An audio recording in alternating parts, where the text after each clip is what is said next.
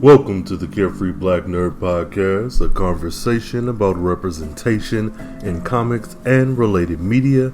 I am your host, Rain Coleman, and this issue we will be discussing Daken Akihiro. Welcome guys, welcome back. If you're new here, thanks for tuning in. As I said, this is a show discussing characters of color in comics and really all related media. Be that video games, comic books, prose novels, etc., but we really focus on comics here.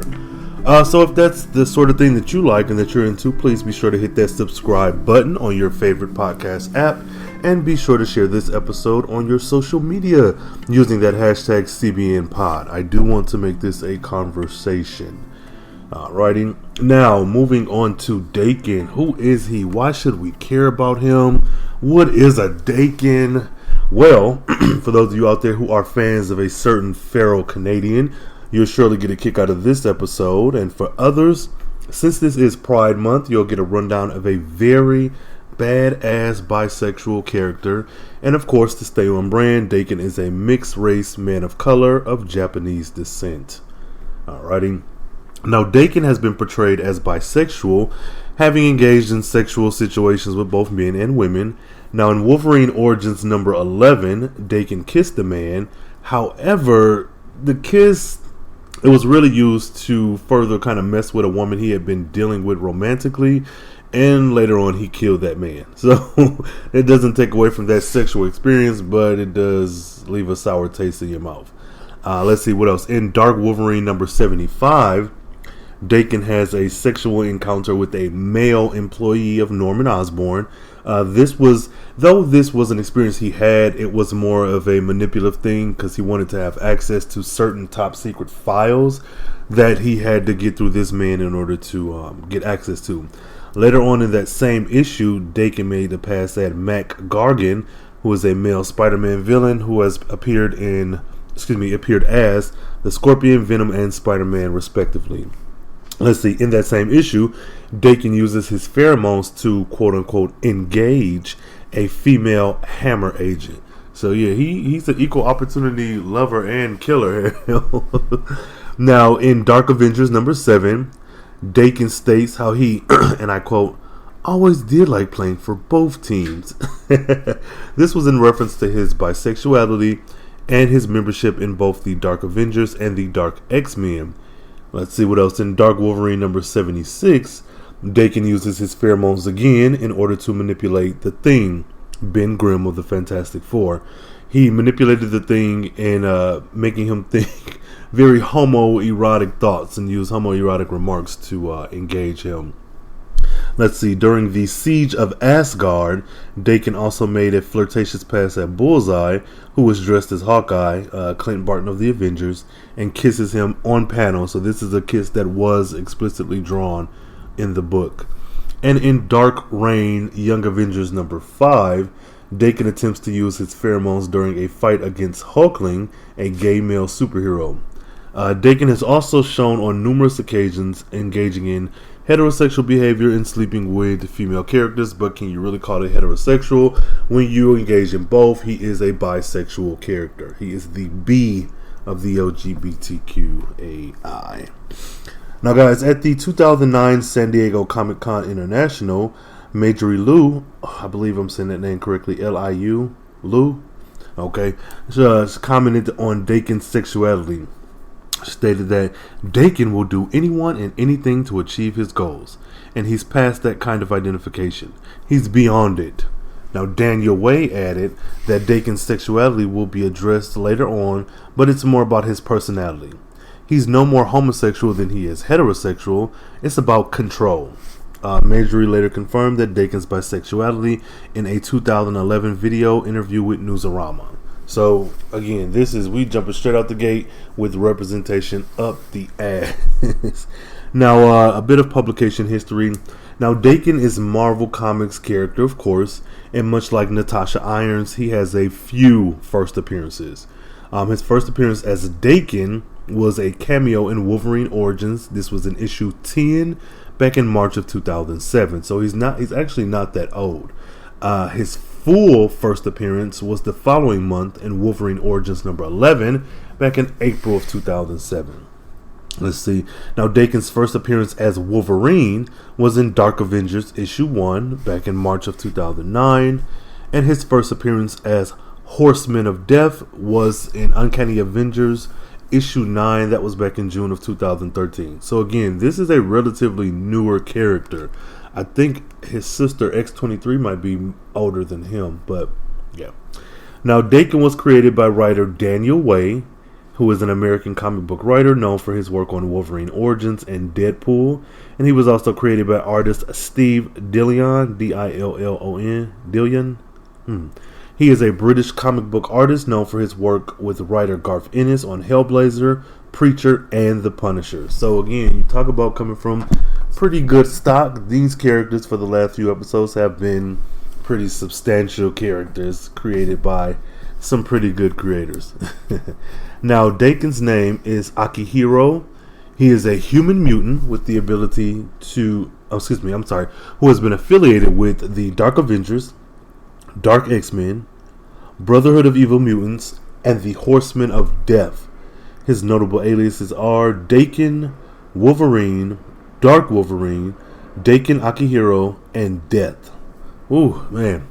Alright, y'all. Now, we're going to get into the known relatives list. Now, this list will be kind of sort of like a greatest hits of Wolverines as well, because if you haven't noticed by now, Wolverine is Daken's father. This isn't a Wolverine episode, but he will show up in and out.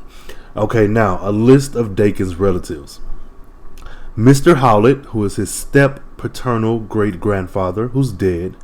John Howlett Sr., step-paternal grandfather, dead. Thomas Logan, paternal grandfather, dead.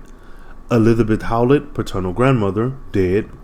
Elias Hudson and Frederick Hudson, granduncles, also dead. James Howlett, father, still alive. Itsu, mother, she's dead. Akihira, adoptive father, deceased. Natsumi, adoptive mother, deceased. Dog Logan, paternal uncle, who's still alive at the time of this recording. John Howlett Jr., who is his paternal uncle, who is also deceased. Irista, paternal half-brother, that's Erista. I believe I said that correctly. His paternal half-brother, who is still alive. Cannonfoot, Saw and Fist, let me repeat that. Cannonfoot, Saw Fist, and William Downing.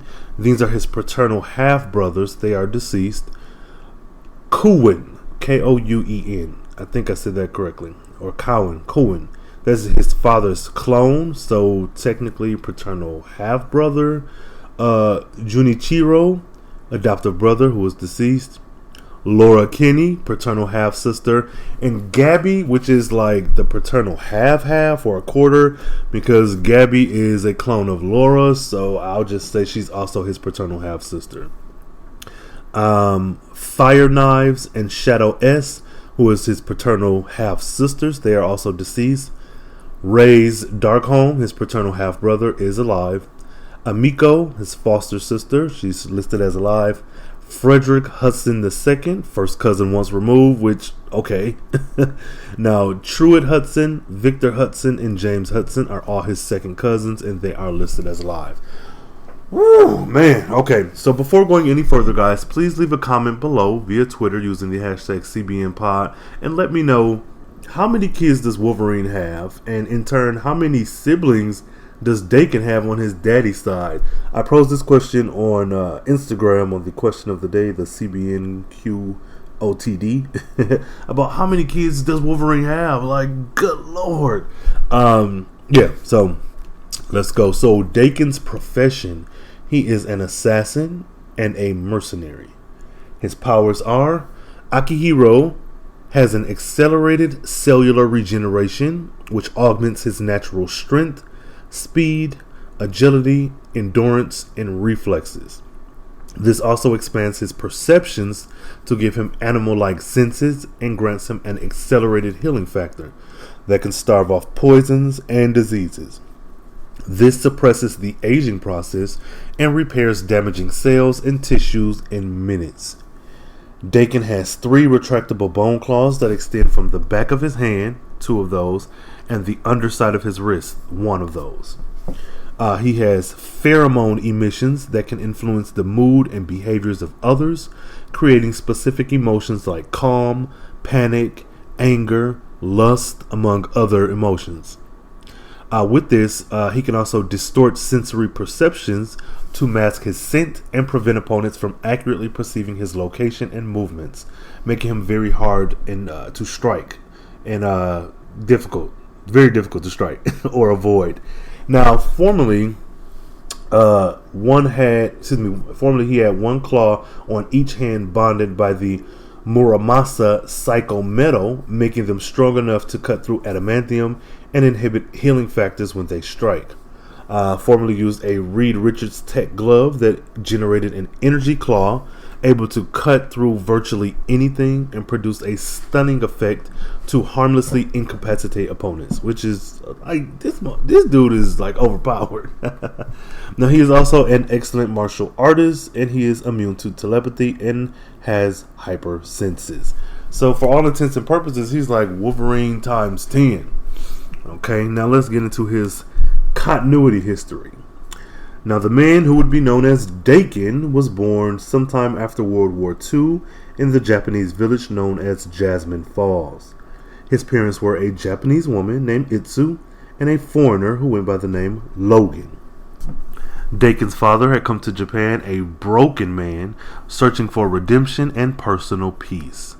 Now, after his 4th year of training with the legendary Bando Saburo in Jasmine Falls, Logan felt confident enough in himself to take Itsu as his wife, and shortly thereafter, she became pregnant.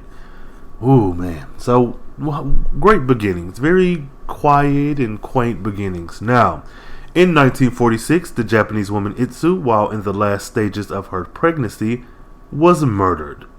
So that took hard left. Now, she was murdered by the Winter Soldier in an attempt to draw out Wolverine and return him to the custody of Madripoor. Now, the Principality of Madripoor, for those of you who don't know, this exists in Earth 616, which is Marvel Comics Prime Universe. It appeared in New Mutants issue number 32 back in October of 1985. That's when it first appeared. So it's approximately out of continuity, about 30 plus years old. It is an island in the Southeast Asian, located in the southern portion of the, and I'm going to butcher this, Strai of Malacca, southwest of Singapore. That's Strai of Malacca, Malacca. I believe I said that correctly. Now, after Itsu's death, Romulus, keep that name in front of your heads. I'm not going to explain too much, but keep that in mind. So after Itsu's death, Romulus, wearing a trench coat to conceal his identity, took the baby, cutting him from his mother's womb and leaving her body behind. The baby survived the horrific experience due to its healing factor he inherited from his father, which had to be a pretty strong healing factor, considering that mutants, traditionally and historically, their genes don't manifest until puberty, though there are a few exceptions, like Nightcrawler looking blue like he was. That's just like the way he came out. Whereas normally, once puberty hits or you get stress or traumatic events in childhood, trigger your powers. So for this baby to have this healing factor, unless maybe Romulus cutting him from his mother was the traumatic event that set off his power. Either way, healing factor as a baby, that's a big deal. Now, Romulus left the baby on the doorstep of Akihiro and Natsumi, a wealthy, young, and traditional Japanese couple. Now, I wonder why he chose them, because that I didn't find anything within finding research for this issue. I didn't find the specific reason why, but that's neither here nor there. Now, they took the child's arrival as an answer to their prayers and raised him as their own. Though he was named Akihiro by his father, the servants and other families of the, and I'm going to, spoiler alert, I'm going to butcher a lot of names, guys. Charge it to my head, not my heart. Miyagi Prefecture? Yeah. So, other families of the Miyagi Prefecture secretly referred to the boy as Daken, which means bastard dog. So, they called him that because of his mixed heritage, And it's so interesting because as a black male who is visibly black and lives my life that way, when it comes to a mixed race person, I don't know that walk. I can probably empathize, but you normally see, well, for me in my life experience, a person who is mixed, as in black and white, or black and something else, but usually black and white, and having to toe that line of how do you identify. And that's one thing that I do like about this Daken character, is that he is not the I want to say norm. He's not what I usually see when we discuss mixed race, though there are many combinations. But for him to be in this space and to be mixed with someone who's white, because I think for all intents and purposes, Logan is a white Canadian person, though I kind of thought him as Asian, but that's neither here nor there. For him to be mixed and to receive the type of kind of vitriol that he got from the other families and the other people, it's so interesting, and it really shapes a lot of what we get from him. Hell, the very fact that we don't call him Akihiro, we call him Daken, which means bastard dog. It's like you are a walking slur. I don't know if he just kept that name to be like, forget it, I'm gonna own this, but it's so interesting to me. And anyone out there who's listening who is, let's say, mixed, Japanese and anything, or Asian and any other race, please tweet me, Carefree Blurred, use the hashtag CBNPod, and let me know. A little bit of something like, is this something that the writer took liberty with making this be a point in his story, or is this something that is normal as a person of mixed race, be it Japanese or Asian descent? Is it kind of looked down upon to be mixed with any other race? I'm so interested in that. So getting back to the story, as Akihiro grew up, he was often teased by other boys of the Sindani. His harsh treatment over the years caused Akihiro to develop a very cold persona, and this is towards anyone except for his father. Now, one night, Natsumi confessed to Akihiro that she did not love their adoptive son, and that after long years of trying, she was pregnant. So they finally had a baby that they had been wanting for after adopting Akihiro. Now, Akihiro overheard this and began plotting. Whew, boy. Now, within a year, sometime in 1957, after the birth of their new baby, Junichiro, Junichiro, Akihiro confronted his mother, telling her that he killed her son, which, bro, well, Akihiro was furious and disowned Akihiro, furiously responded that Akihiro was not his true name. Natsumi suddenly appeared, trying to run Daken through with the rifle's bayonet, triggering the onset of Daken's mutant powers. Okay, so I'm gonna restate that because this is a lot of stuff happening here. Natsumi confessed to Akihiro that she didn't love their adoptive son.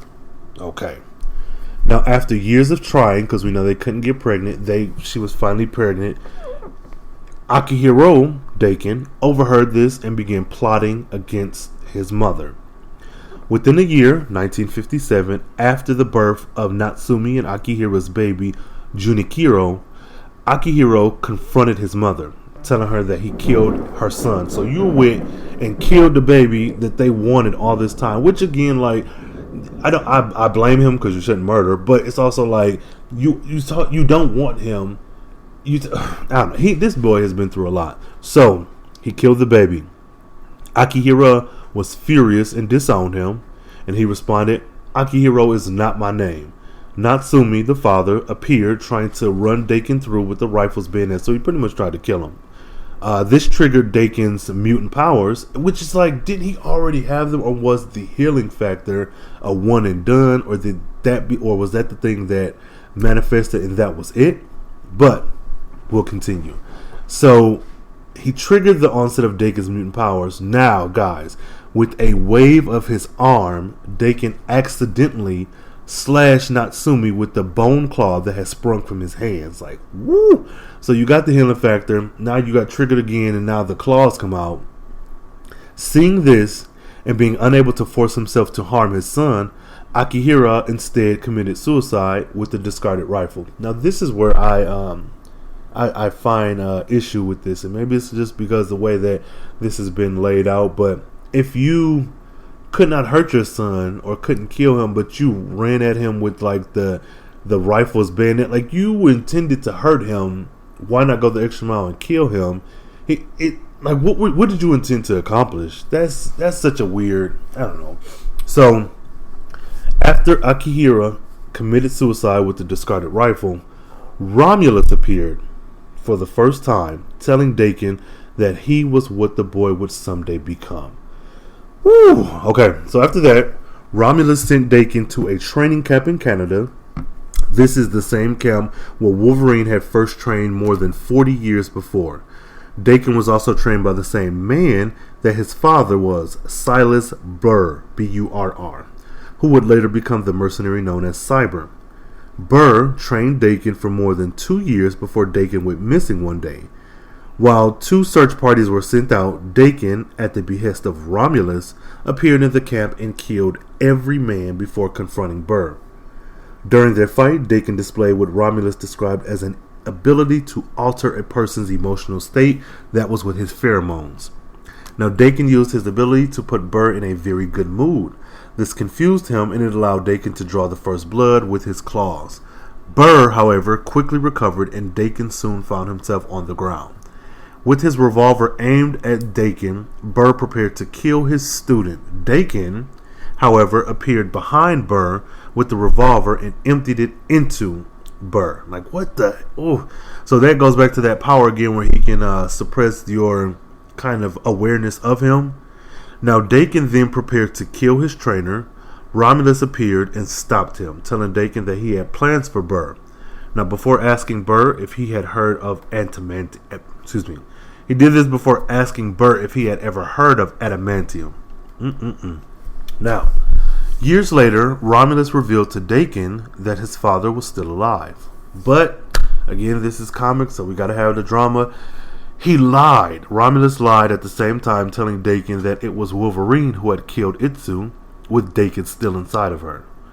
Romulus told Daken that Wolverine feared what Daken would become. That's why he killed, the mother. This lie sowed a seed of vengeance in Daken that Romulus continued to feed over the following decades. So let's say since 1960 something, he has been telling this boy, your father killed your mama, he was afraid of you, he don't know what you want to become, and this and that. It's like, man, out of all of the stuff that Daken has been through already, then we get this mess. Oh man. Okay, so guys, now knowing the little bit that you do about Daken, leave me a comment on Twitter or in the comments using the hashtag CBNPod, and let me know, who would you cast as Daken in a live action role? Like, let's just say that his origin movie is going to cover all of this stuff. Who could you see as this adult, vengeful Daken who just is ready to whoop some ass and take names later?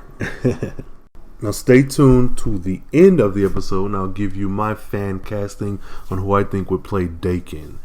Okay, so moving on. Now, with everything that Daken has been through as it relates to his father and his heritage and his birth and all that mess, we're finally going to get the meeting of dear old dad. Now, Daken and Wolverine met for the first time while Daken was disguised as a S.H.I.E.L.D. agent. Daken brutally stabbed Dum Dum Dugan before confronting his incarcerated father. Daken slashed him across his stomach and left him bleeding on the floor to die, as his mother had been left many decades before. Now, after that, Daken also, quote-unquote, helped his father escape from S.H.I.E.L.D. Of course, it wasn't for any benevolent reasons. He doesn't do anything if it isn't self-helping or self-helping. Help for selfish. Now, Daken arrived on his world tour. His next stop was in Berlin, at the home of a woman he had been cruelly toying with emotionally. He led her to believe that he had been cheating on her with a man that he was actually just planning to kill for a passport. Like, bruh, you are the worst. Kind of. Now, there had been no affair. Knowing that she would drink an entire bottle of Burgundy, Daken secretly poisoned it. Like, bruh. And he killed her by poisoning her. Now, while he simply wanted to tie up any loose ends that could point other people to his crimes, which is, you didn't even, you had this woman fall for you, you had her think you was cheating on her with a man, then you kill her. Like, man, it's like the very anti-Wolverine. Now, while walking through the streets of Potsdam, Germany, Daken was contacted by an anonymous messenger who reminded him of his displeased master's ultimate goal. Daken killed the messenger, yet again to cover up any traces of his presence. Later, while he was on a train to Brussels, watching his father from a nearby stolen car, he then received a phone call from an unknown friend, quote-unquote friend, who was actually Daken's former combat instructor, Cyber. Cyber confirmed his father's destination after shadowing his father into a bank vault in Brussels. This bank vault contained carbonadium synthesizer, which is something that Omega Red, if you're familiar with him, his coils or tentacles are made of this material, and it's my understanding it doesn't cancel out adamantium, but it's kind of up there in the list of elements, so it's easier to combat adamantium with this metal. Now, Daken engaged Wolverine in a bloody battle. Now, what Daken was demonstrating very great fighting speed, agility. It was very similar to his dad. The fight was interrupted by Cyber, who challenged Daken, his finest student in combat, in hopes that Daken would take him to his supposed master. So, again, Daken, though he is, the villain, he is the hero of his own story. Out of all of the mess that he's going through, he's just dealing with daddy issues. And with the issue of finding the man that killed his mother and having this other unknown, unseen master that others are trying to get from. He has a lot going on. I empathize. I don't side with him, but I empathize. Now, losing the fight due to his former teacher's superior strength and being impervious to harm, Daken fled the fight, leaving his father and his mentor to deal with one another. He later returned to his master and was tortured by a scarred, expressionless man through continuous whipping with gasoline-soaked ropes. He was warned to avoid future contacts with his father, which is like, damn, the plot thickens. Who is this master controlling him? Now, Daken was then confronted by his father, only to be shot in the back of the head with a carbonadium bullet by the Winter Soldier, which, bruh, fuck you, Winter Soldier. You've done enough to this family. Now, he was unaware of Wolverine and had the criminal Tinkerer construct 3 bullets out of carbonadium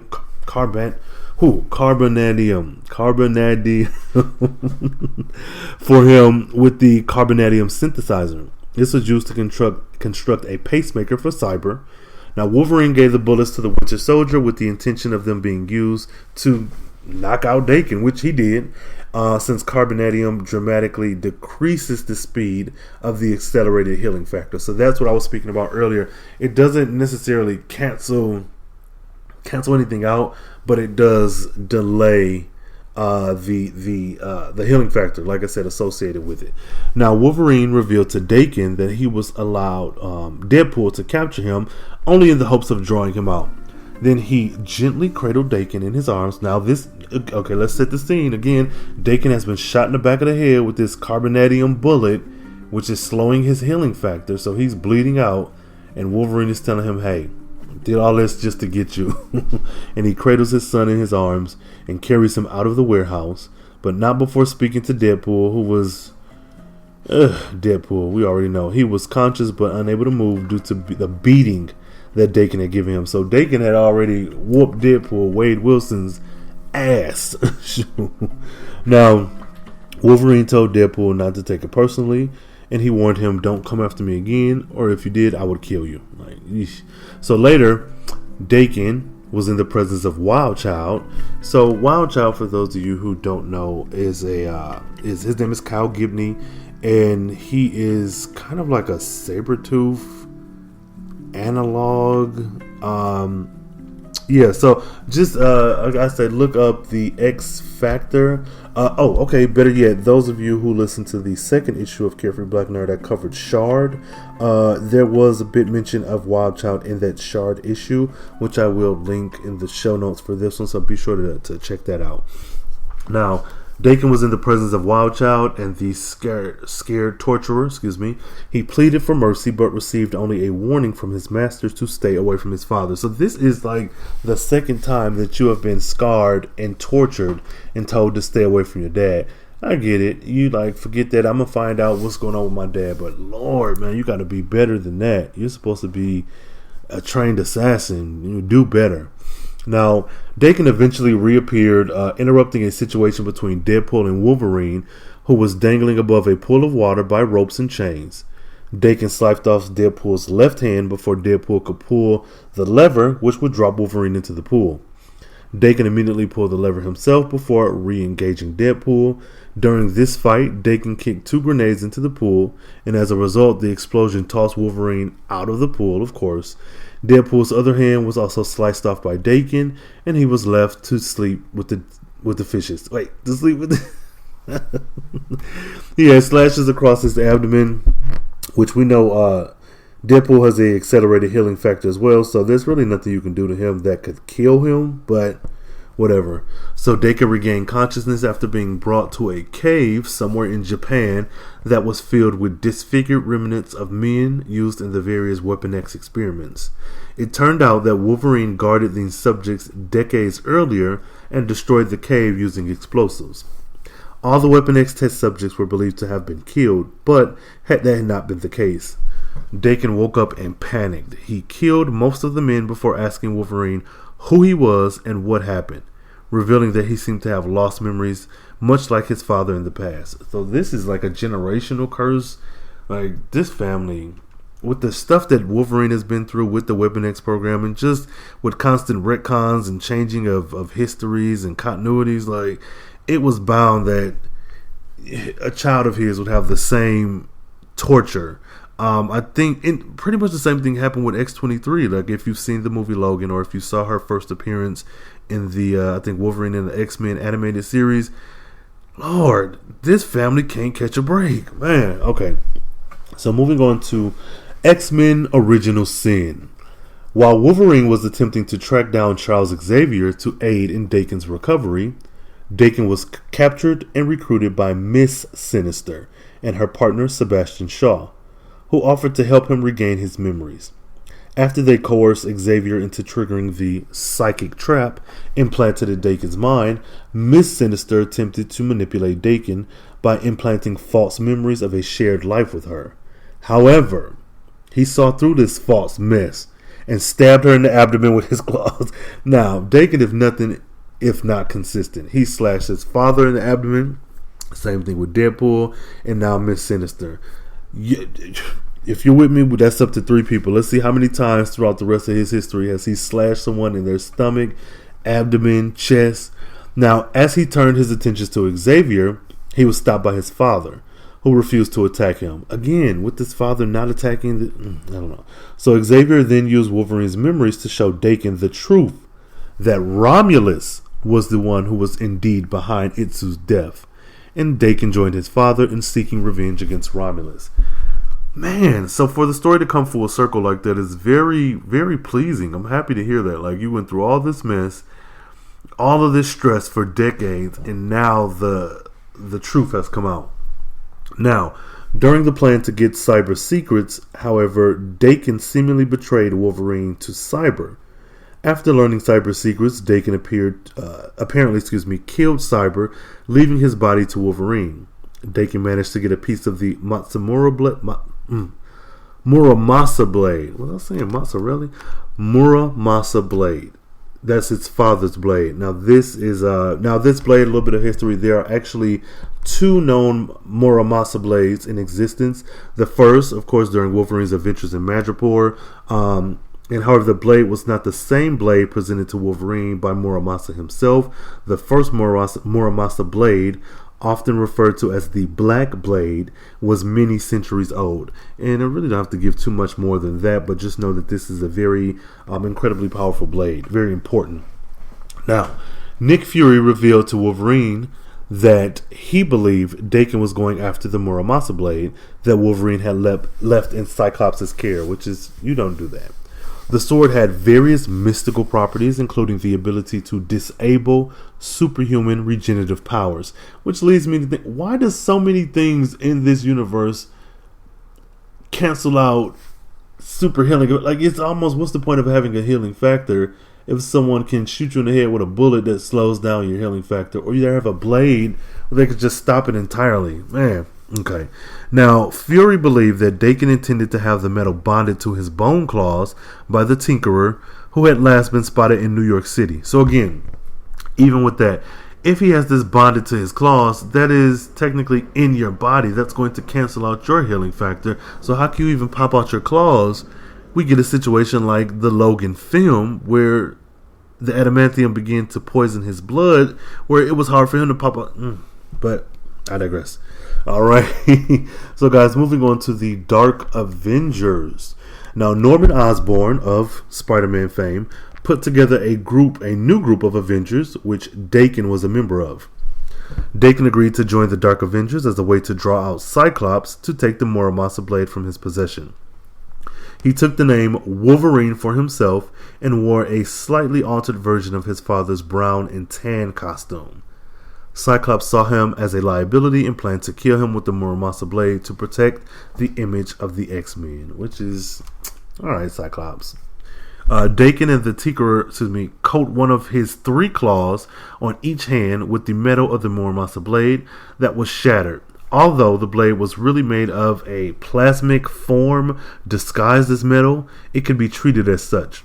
The Tinkerer had to anchor Daken's claws in adamantium sheath, and even then they were not very durable since they couldn't be bonded to him, which kind of refers back to what I said before. How do you have these claws and you have this Muramasa in you? Doesn't it cancel out your very own healing factor? Now, quote-unquote, Wolverine, as Daken Wolverine, was known for being the most arrogant on the team, going so far as to threaten to kill the Sentry if he got in his way. Daken was later requested by the Iron Patriot, who was Osborn, to be a member of his team of X-Men, and he reluctantly accepted. The Dark Avengers received word that Dr. Doom had been attacked by Morgan Le Fay and went to Latveria. Latveria is the Dr. Doom ran country, Latveria. That's it. On their first mission to assist him. The team was sent back in time, but they defeated Morgan Le Fay and returned to the present. Which, God, they had a lot going on. Now, really quickly, Morgan Le Fay, allegedly 2 islands remained of Atlantis after it sank. These islands did not sink until thousands of years later. On one of these islands, called Avalon, one member of its royalty was a person named Igraine, Igraine, had a daughter named Morgan who went to Britain with Myrddin, later Merlin, when Avalon sank.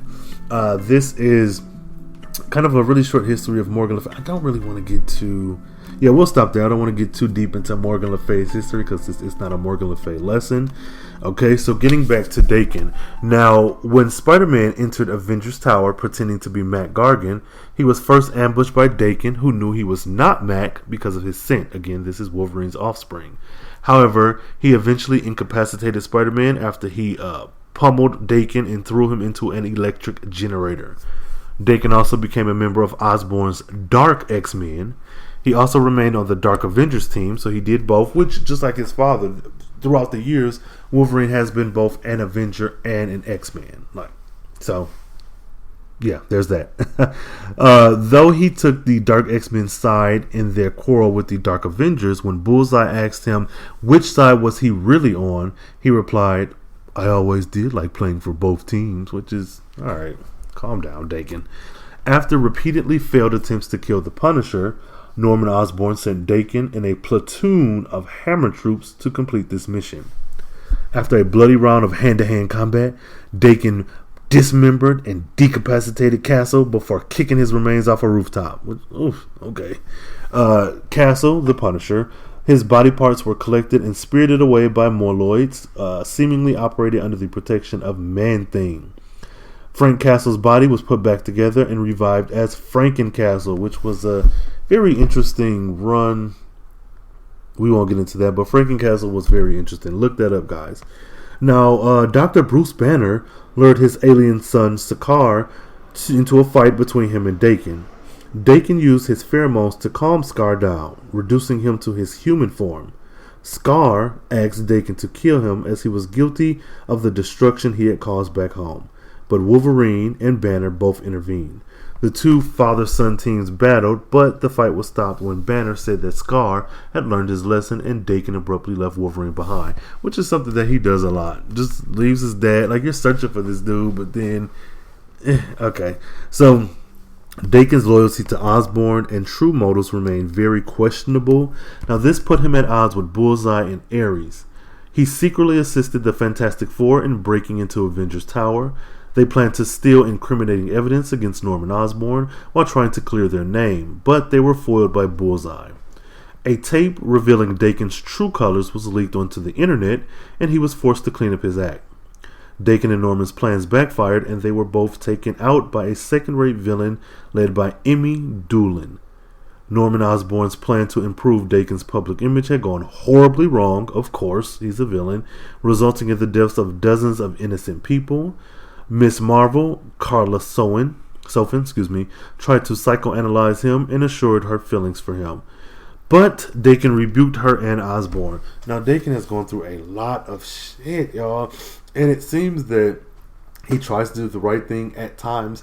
And I liken it to a lot of the, like, true crime TV shows where you have a person who has done these horrific things that you can't really excuse, but then you look at their childhood and you see all of the stress and trauma that they've been through, so you almost empathize with them, but that doesn't excuse the pain that they've brought on. Like, you know, as a kid you were abused and beat up and you know, burnt cigarettes put on your face and whatever else, and then you grow up and kill people. Well, the killing is bad. We do understand the trauma you went through, but not everyone who was abused and beat and whooped and whatever grew up to murder people. So that's, man, I don't know. I watch a lot of true crime. So, during Osborn's siege of Asgard, Daken had visions of killing Osborn, forced on him by Nordic spirits who wished to bring about Ragnarok. For those of you who don't know what Ragnarok is, just look at Thor Ragnarok. That's pretty much what it is. Now, they want to bring about Ragnarok with Daken being the vessel to bring this event. As the Dark Avengers were being arrested, Daken was the only one who managed to escape by killing and replacing a guard. Now, Daken then contacted by his father for help in defeating Romulus. Daken then betrayed Wolverine and helped Romulus, which is what is going on. Like, what is actually your motivation? You do understand that all this stress you had and this hatred for your father, then you find out that the very reason that you hate your father is a lie that was told to you by the man who was a father figure, but you find out that he's actually the one who did the thing to your mother that you hated your father for.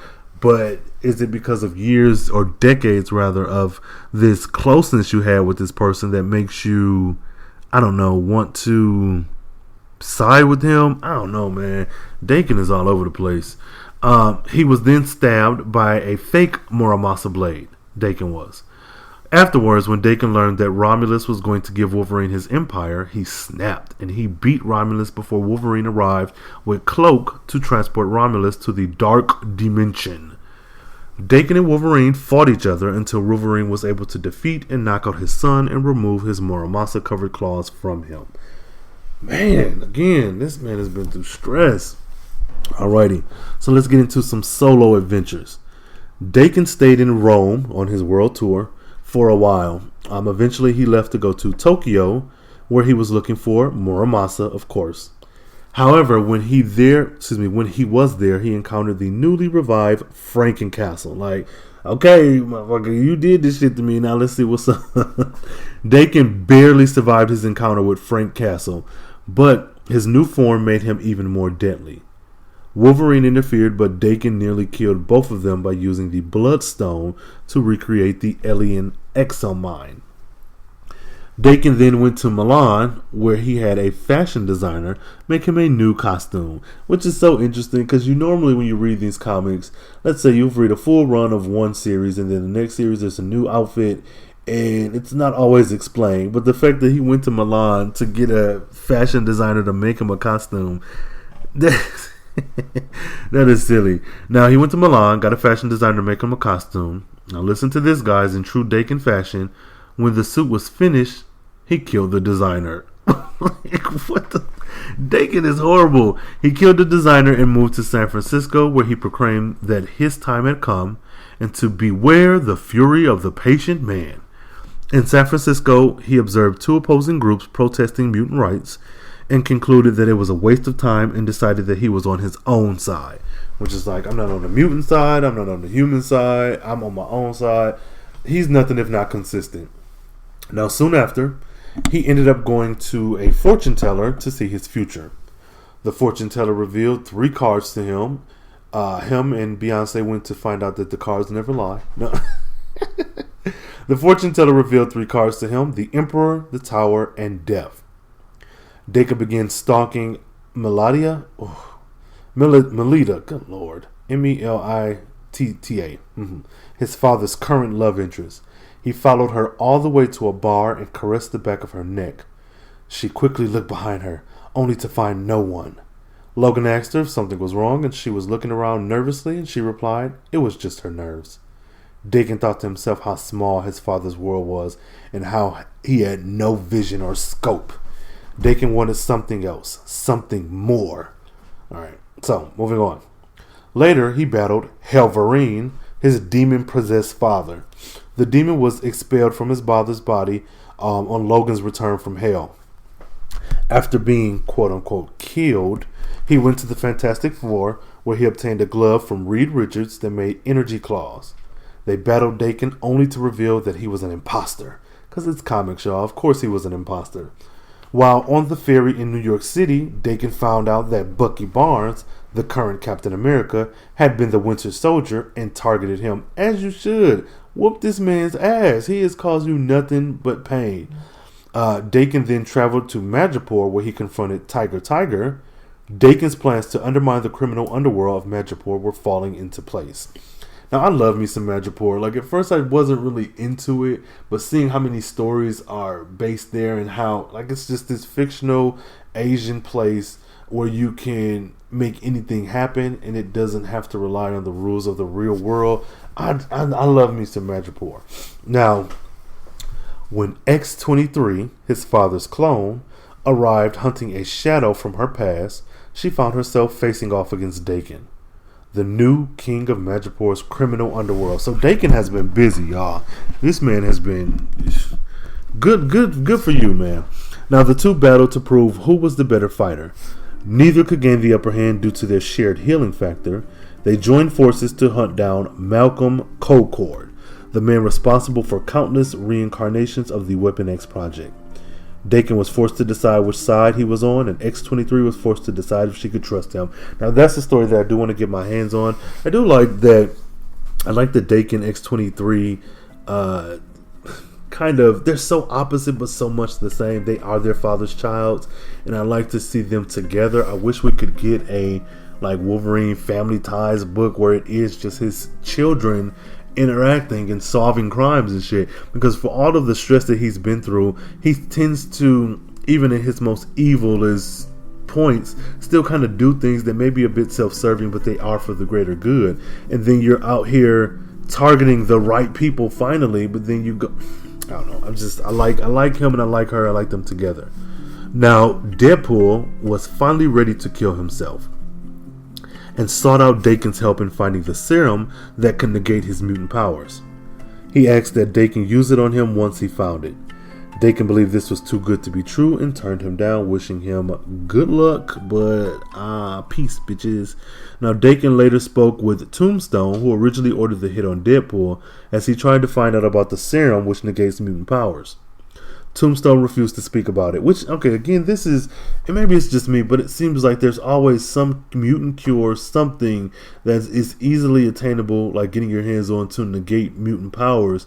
Why is it such a stress now to, like, we saw so many X-Men movies and so many plot lines where there were collars to negate powers, there were serums, there were cures, and I'm sure it helps to make this a really good story, but I can't ignore that there are countless resources out there to stop mutant powers. So this whole Deadpool needing to negate whatever, maybe that was the thing that was too good to be true, because Daken knew, bruh, it's easy. You throw a stone off of a cliff and you're going to hit a mutant gene cure. Okay, so moving on to Los Angeles. Daken went to LA to build something of a life for himself. There, he tried to take over the city's criminal underworld, becoming an LA kingpin. During his mission, he met and fell in love with FBI agent Donna Keel. He teamed up with Moon Knight to find the true kingpin of Los Angeles. But the city of LA had a new crime lord. The Claws, serial killer, continued to cause carnage in the dark areas of Hollywood Hills, and the heat drugs gripped on Daken was growing daily. Oof. Scarring his mind and body, Moon Knight and Daken ended up fighting. The Claws was revealed to be Marcus Roston, who was using the drug to gain superpowers. Daken was suddenly the most wanted man in America and had the entire LAPD and FBI on his tail. Like, finally, this man, he need to suffer for the shit he's done. Now, after months of trying, Daken failed at becoming the head of the underworld in LA. Which, why didn't you just stay in Madripoor? Like, you had it good. You finally had something you were good at. Life was good, and now you want more. Now, due to the powerful drug heat, which caused hallucinations and burned down his healing factor, the Pride returned to LA, and he ended up battling the Runaways.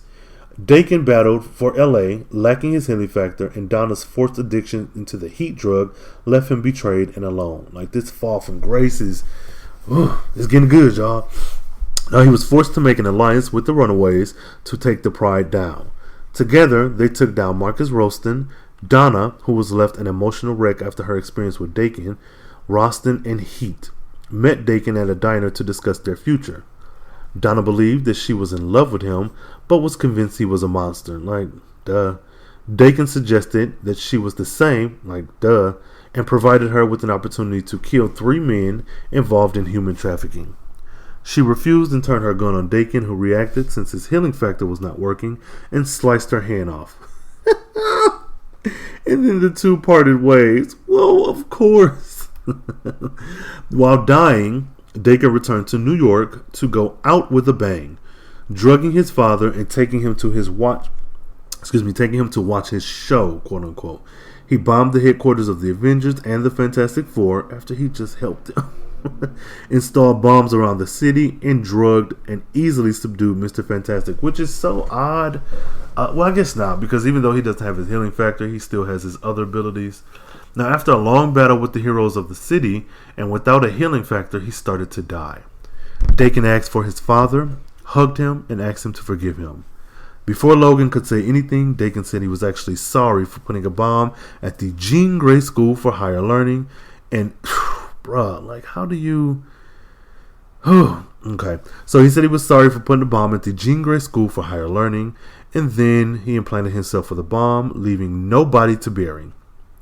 Wolverine rushed to his school to find nothing but a doll of him, realizing that Daken's plan was just to leave him with nothing. Like, damn, Daken. I want to see this man live action. I need to see this man. Now, in Madripoor, Lowtown, Sabretooth held a party and Daken was invited. Like, what? Think this man dead? Now, moving on to the Brotherhood of Evil Mutants. Daken somehow returned from the dead and formed a new Brotherhood of Evil Mutants in secret. Like, comic Shaw. This man should be dead for real. Now, together with the Brotherhood member Amal Farouk, he planned to reveal the existence of X-Force to the world. They plan to turn Evan Sabah-Nur into his own Apocalypse, which is the son of Apocalypse. Evan is. Kid Apocalypse. They even took Evan to the farm where he grew up. Evan jumped out of a car and tried to warn his parents to get out, but found them both killed by Sabretooth and Daken. Evan attacked them but refrained from killing them, refusing to become like them. He commented on his control before revealing that he didn't really kill his parents because they never existed in the first place. Daken's motive in his Brotherhood scheme was to earn his father's respect. Like, man, shut up. Now, due to the betrayal on Earth 295's Nightcrawler, Wolverine was captured by Daken, new Brotherhood of Evil Mutants. Daken tied his father up and told him of his own father, hated him because he had chosen his one true calling as a killer. Logan wished things could have been different for him and apologized to his son. Which, Logan has this big, okay, so you have thousands of children, and yet you tend to create these bonds or surrogate children with these young girls, and it isn't a sexual romantic thing like him and Kitty Pryde, him and Jubilee. And that's, commendable, but you have children who you aren't really taking care of. Bruh, I don't know, Wolverine. You don't get world's greatest dad. Now moving on. Omega Black kept beating up Deadpool until Daken ordered her to bring Evan to him. Daken dumped him in drowning chamber, as the only way to kill Wolverine is to deprive the brain of oxygen. Daken forced Evan to watch Wolverine drown at the same time he punched Evan. Like, Evan is a child. You beating this kid up while you're killing your own father. Daken is trash. Daken's plan was almost complete, as Evan Sabah Nur had put on the Apocalypse armor. Wolverine was trapped underwater, forced to watch and drown. Daken hoped the Shadow King would take control of Evan and use him to destroy Wolverine's school, his friends, and his world. Then the Brotherhood would spread the word that this was all due to Wolverine's Black Ops kill squad destroying his reputation. Which, like, damn, you kill him, you kill everything he loved, and then you destroy his reputation. Whew. Daken believed in the end bad people did bad things simply because they were bad. Deadpool found Wolverine and resuscitated him. Wolverine immediately rushed to find Daken, but told Deadpool to find the rest of the team and get them out. Wolverine found Daken outside of the base, and they fought to the death. Of course they did. As the fight went on, Wolverine acknowledged to himself that he was holding back his animal side, as Daken deserved to be killed by a man in full control of his actions. Which, okay, Wolverine, you're so noble. Just kill. Like, are you gonna kill him or not? He need to be killed by a man. All this stress and tragedy and trauma he's brought upon you and your people, and you're worried about he needs to be killed by a man. No, just kill him if you're gonna kill him, man. So Wolverine found out. Of course, he thought you need to be killed by a man, not whatever. So meanwhile, Daken was considering what he would say to his father, how he would explain that he had years of Romulus's tortures to imagine what his life would be with the love of a father and the mother.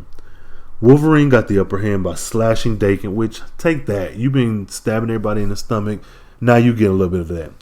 Eventually, Wolverine overpowered Daken by drowning him. At the end of the fight, Wolverine knelt over the drowned, beaten corpse of his son. And that's that. Psych. So, Horsemen of Death.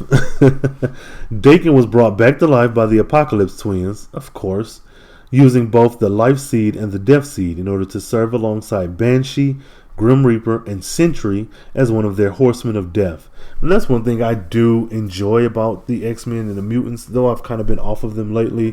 When it comes to the 4 Horsemen of Apocalypse, I like seeing when they take heroes and they make them evil, or they alter them so that they do become the 4 Horsemen, and how their new designs look, how their powers work. That's something that's always been so interesting to me, which is probably why I really enjoyed the first Age of Apocalypse, that 4-month run back in like 94, 95.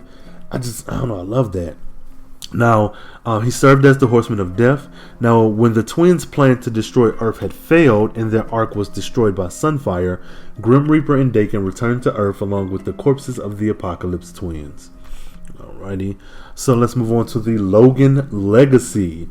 Now, Daken was kidnapped with several other people, including Mystique, Sabretooth, X-23, and Lady Deathstrike, and Elixir by an unknown figure after his father's death.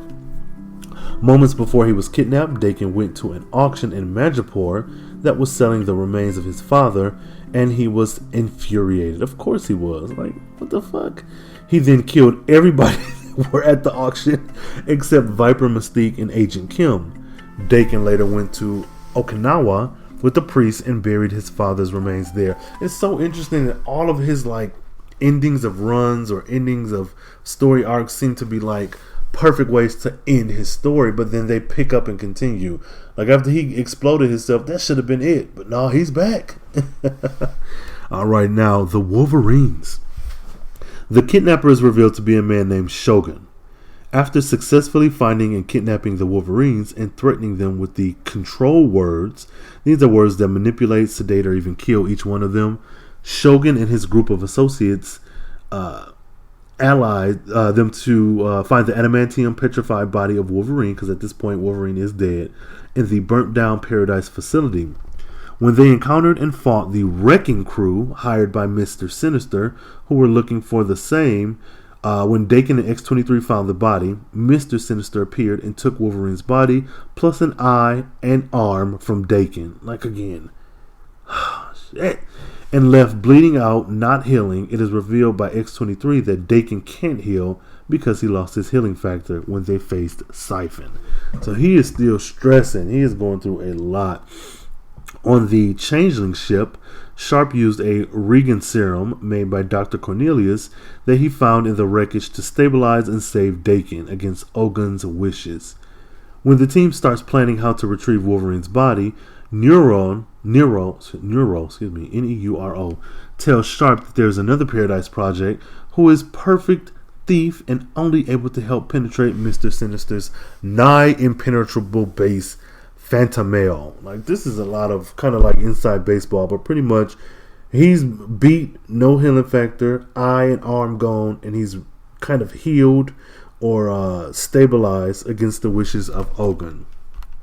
Now, the team arrived at Phantomale's palace, and at the time she was being attacked by Siphon, the monster who stole Daken's healing factor. After a brutal fight along scale against the monster, Shogun threw a grenade at Siphon to kill it. At the Changeling, while Sharp, Neuron, and Fantanelle and her fox Culpepper made plans for the invasion, Fantanelle realized by body language lecture that Sharp was having an internal conversation with Ogun, which that's what those telepaths do, and warned him that if he trusts him over her inside Sinister's base, it will get him killed. Like, these folks went through a lot of mess, man. So Daken pretty much, in the end of all of this, Daken's lost arm At the end of all of this, the Frost Giants almost killed him. Fang interfered to save his life. Fang asked why he wanted to kill him, which Daken angrily replied that he was not his father. Fang hands him a beer, uses his energy powers to restore Daken's lost arm temporarily, because according to Fang, he does not believe in redemption and sends Daken back to Changeling while taking Sabretooth with him.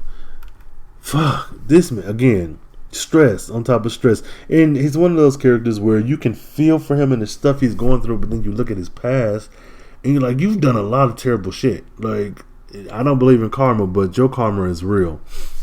Okay, so moving on to Roosevelt Island.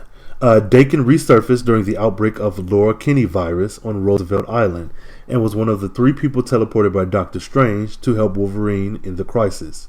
He revealed that his healing factor recovered at some point following the conclusions of his adventures with the Wolverines, allowing him to regrow his arm, with it being the key to curing the victims of the alien plague, the Laura Kinney virus.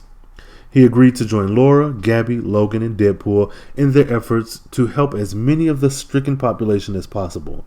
However, Daken confessed that he didn't care for the island, and he was only there for Laura, which, siblings. However, his healing abilities had yet to recover to their full strength, and he was eventually forced to stand down before the disease could overwhelm him. So again, he does good things. I mean, he has to kill a few folks before he does them, but he does good things. Okay, so, and I do like how, I love this Wolverine family. I like them all together. I wish we could get more again. Give me a book. I'll write it. Marvel, if you listen. I know you're listening. Let me write a Wolverine children's book. A book about his kids. I could do it. Okay, so Orphans of X. Shortly after Laura's departure for the stars, Daken and others with feral mutations like his would come under threat by the clandestine organization called the Orphans of X. Eventually getting into conflict with their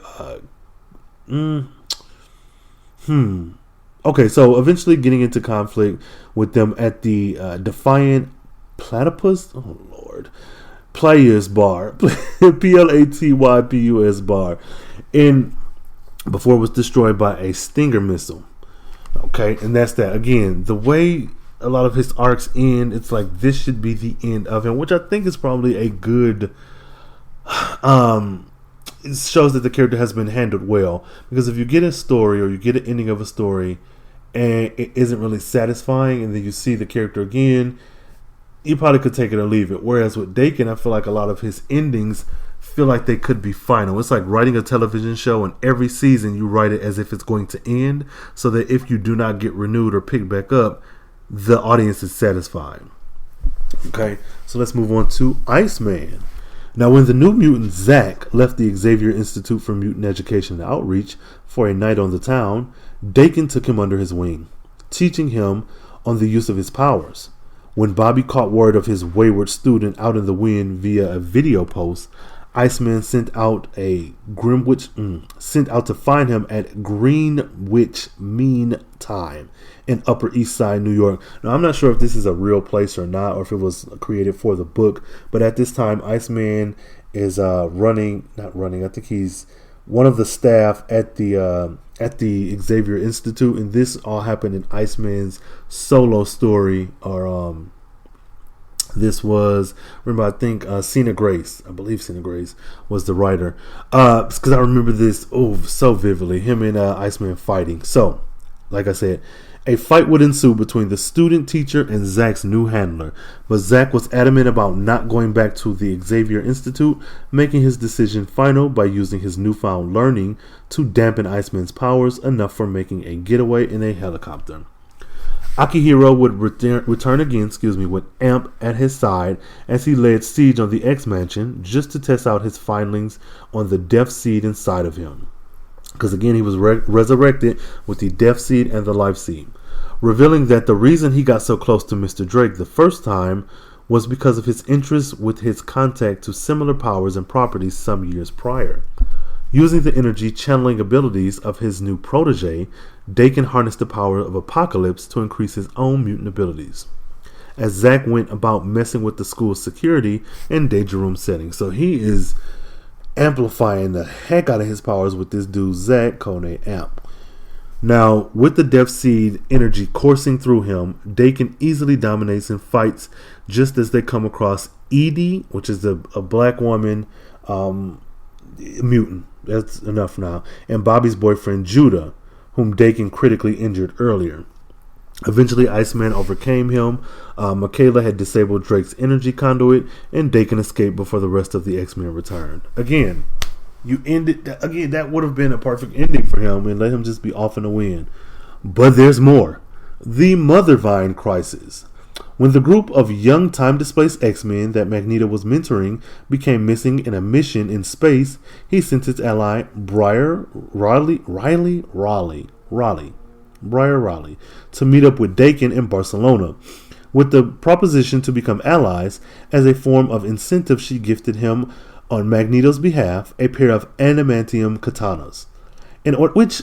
So is adamantium really that hard to come by? I don't know. If you know the answer, let me know. Hit me up on the Twitters, Carefree Blurred. Use that hashtag CBNPod. I'm not sure that adamantium is that hard to come by. Hell, not even vibranium over there in Wakanda shouldn't be too hard to come by. But I might be wrong. Now, she gave him these adamantium katanas in order to assist Magneto's efforts to counter the global release of the power-bestowing virus Mother Vine by a cabal led by Havoc. His allies temporarily banded together into a makeshift team of X-Men. And I remember that as well. That was a pretty interesting storyline. And lastly, the hunt for Wolverine. After the news of the disappearance of Wolverine's body from his grave leaked out, Lady Deathstrike approached Daken and Sabretooth to help her investigate Logan's possible return. Using data from the military satellites, the team tracked down an adamantium signature similar to Logan's to Maybelline, Arizona. They found the town run over by zombies and that their healing factors deactivated within the town's perimeter, which is scary as hell. Daken was captured by a kill team sent by the organization responsible for the town's state. He managed to escape and meet up with Sabretooth and Deathstrike. When they tried to head back to the power station where Daken had been held to deactivate the mysterious glowing green orb that created the zombies, all three were taken down by the soldiers, and Daken was fatally injured. His body was left behind by Sabretooth and Lady Deathstrike when they escaped, and it was retrieved by Sotiliera. Yeah, I'm going to call her that. Later, she found a way to resurrect Daken and made him one of their enforcers. While traveling on a boat with other soldiers, he and Omega Red's clone was ordered to take out his father, Wolverine, and former Sotiliera employee Anna, who were chasing them to get back Anna's son, Farron. While Omega Red was taken out by Anna using a harpoon gun, ouch. Wolverine sprayed Daken with fuel from his boat's engine and set him on fire with his heated claws before tossing him into the water. Woo! You talking about some stuff. Okay, so we done went through all this mess with Daken. He has... That's pretty much where it ends. Now we have an alternate version. In a what if Wolverine father number 1, Logan was present when Daken was born and was able to save him from the people who would have raised him in the original course of events, taking him to live in seclusion in the mountains in hopes that he could raise John Howland, as Daken is known in this timeline as John, away from the kind of life that he has to live himself. However, despite his attempts to ensure privacy by turning Professor X away when he came to recruit Logan to join the X-Men, Logan's attempts to suppress Daken's darker instincts failed when Sabretooth found them. Revealing the truth about his father's past to John being Daken, leaving his father, John became a brutal killer, roaming various cities and killing his opponents, proclaiming that Logan made him what he is by denying him his heritage, concluding that he will never bring anything good into the world. Logan stabs John in the heart with the Muramasa blade, subsequently impaling himself to the end of his own dark stain on the world. Which, man, this man cannot get a freaking break. Alright, so when it comes to Daken, let's see. Few notes. Okay, so one, he has a tattoo, which first looks a little odd because of his healing factor, but the reason that the tattoo stays in the first place is that the ink is too big for his body's natural healing process to remove. Tattoo removal is using lasers to break up the ink into processable sizes. The much more peculiar, y'all, I ain't been able to talk this whole episode. Fact about his tattoos is that it somehow manages to heal when his skin is destroyed. You pronounce his name Daken. Now, also, Daken has been brought back from death without explanation. He blew himself up, remember that, in a long scheme to punish his father by leaving him without nothing, thus making him wonder about Daken's true nature, but was seen fully healed later, along with the new Brotherhood of Evil Mutants sometime before against Wolverine's X-Force. Okay, now this is the note here that kind of contradicts most of his story, but it's comics, so we're going to forgive that. This being that there is a lot of confusion around his birth date. Now, though it has been given as 1946, this is not possible given both the events of his father's life around that time and the fact that Bucky Barnes was suspended animation between 1945 and 1954. Despite being present at Daken's birth. Now, there is the way you could probably retcon that and change it around, but I honestly think it's okay. Like, it's not anything to really worry about, considering this is comics, and we know that chronologically, continuity changes. There are so many reboots and whatnot, but that is the one thing that directly contradicts his actual origin. And while being a part of Hammer, he was granted security clearance level 5. That's something of note that we have listed here for Daken. Now, cool. Daken is cool. And I could see this character being on big screen as he should be. I want live action. I mean, again, a bisexual, mixed race, Japanese, super powered mutant assassin. Come on, you can't tell me that would not sell. With him being on the big screen, or even on the new Disney Plus app, I was thinking about who I would cast. And again, guys, if you haven't by this time, please go ahead and leave me that comment. Use that hashtag CBNPod and let me know who you would cast as Daken Akihiro. For me, I went with Ryan Potter. Now, Ryan Potter is an actor. He was born in 95, so he's relatively young. I feel like if we do cast him in this role, he'd be able to be the aged Daken for a very long time to come.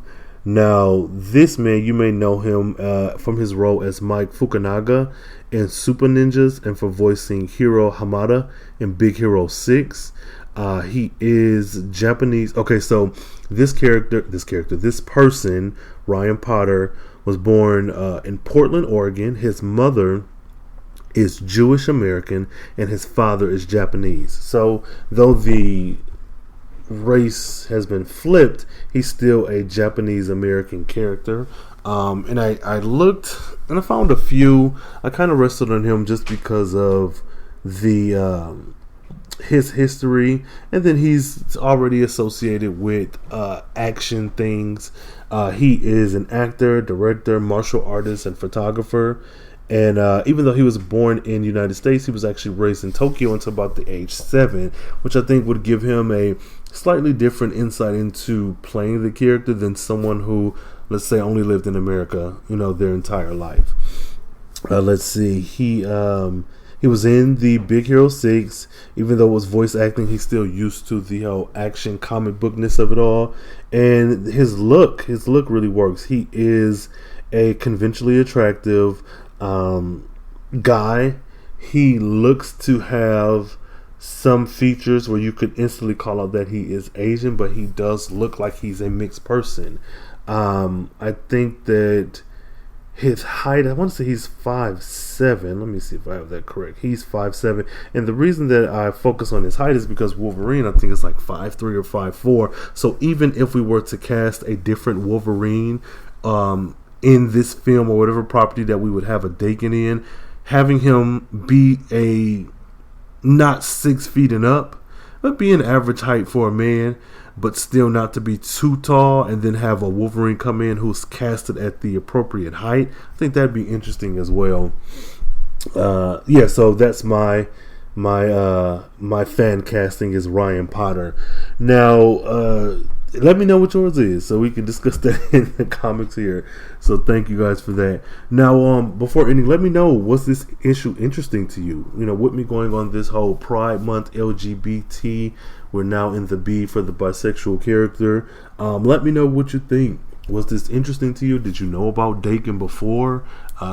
Did you learn more about him now? And I sure hope you guys did. Now, thank you all for listening. Again, please follow me on social media. My Twitter is Carefree Blurred. Instagram and all other social medias is Carefree Black Nerd. Please be sure to subscribe on YouTube, as there will be a Carefree Black Nerd YouTube series of sorts coming down the pipeline. So please be sure to go over there and subscribe. There is, I think, the reviews of a Deadly Class and a few Captain Marvel videos, but nothing substantial. Just wanted something on the channel. But please go and subscribe and hit that bell for those notifications once I do begin posting on that site. And if you need to email me, do so at carefreeblacknerd@gmail.com. There are tons of other shows in the Carefree Black Nerd feed, so please check those out. Let me know what you think. The pool has been going strong, and I do hope you guys have been enjoying that as well. Also, be sure to subscribe to the show on your podcasting apps and sites: Apple Podcasts, Google Podcasts, SoundCloud, Stitcher, Player FM, and of course BYNKradio.net in their podcast section, along with a bunch of other amazing podcasts.